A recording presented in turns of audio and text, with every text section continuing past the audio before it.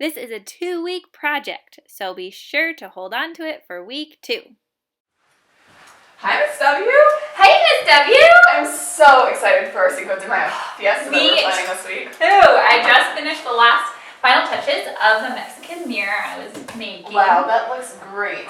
Yes, thanks for doing the rest of the decorations. I'm so excited for art class this week. I am too. This week we're learning about the artist Frida Kahlo, and we are going to look at Mexican folk art. Yes, in honor of Cinco de Mayo! Frida Kahlo was deeply influenced by her Mexican heritage and traditional Mexican folk art. Kahlo collected cultural objects such as decorated ceramics, embroidered cloth, and children's toys. These handmade Mexican objects inspired her own art. The objects were brightly colored and had a lot of floral patterns. When looking at Frida Kahlo's artwork, can you see the Mexican influence? Where? Frida Kahlo was the first Mexican artist to have her artwork as part of the permanent collection of the Louvre, which is a really famous art museum in Paris.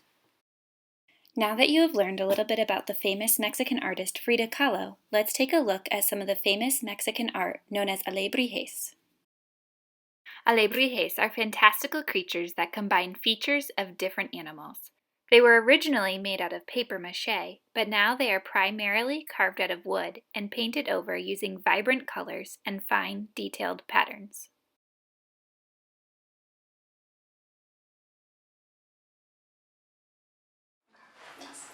Wow, those alebrijes were so pretty. Beautiful. Oh my goodness. So let's brainstorm some alebrijes. Now, what are you thinking of making?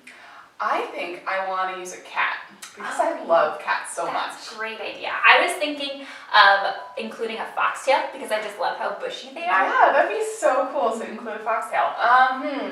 Maybe I'll do a giraffe. They have really cool long necks. They really do. I also like the monkeys, like their big ears sometimes. Oh, yeah, that'd be so funny. You know what? I know exactly what I'm going to do. Okay, what is it? I'm going to do a llama with wings. Oh, like eagle wings. Yes, on mine. That's fantastic. Yeah, I'm so excited.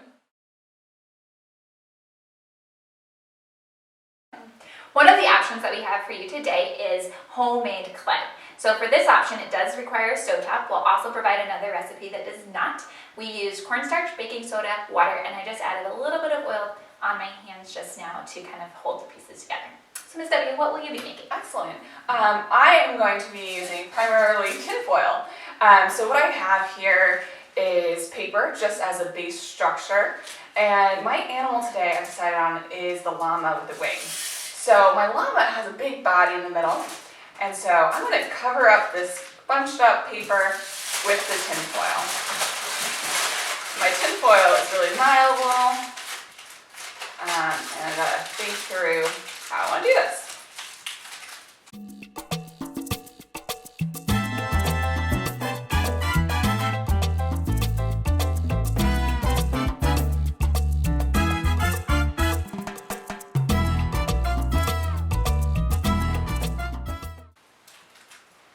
Now I'm working on taping up my llama.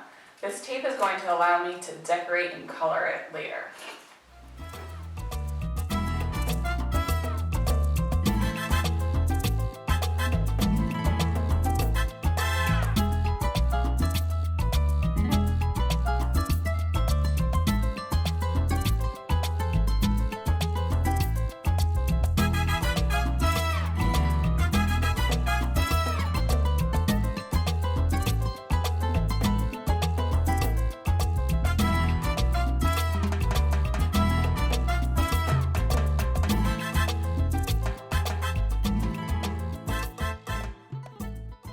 Alright, so here we have our finished pieces for right now, and a tip that would be good if you have a neck or something that might start to droop, just go ahead and take a maybe crumpled piece of paper, prop it up underneath where you need to keep it a little more stable, and that will hopefully help it from sinking as it dries, okay? Yeah, and as you work, your ideas may change, and that's awesome. We love that. So when I was working on my llama, I decided that it'd be fun to put antlers on it, and it kind of looks more like a reindeer or a moose, but I'm okay with that.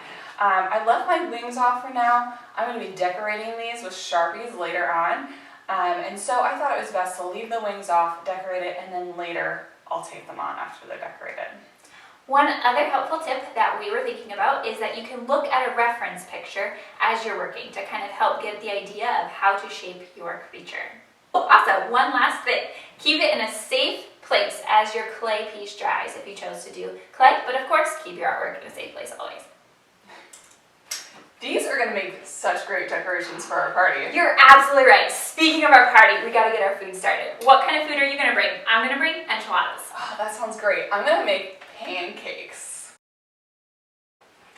Hope you enjoyed this lesson by the Double W's. Happy Cinco de Mayo!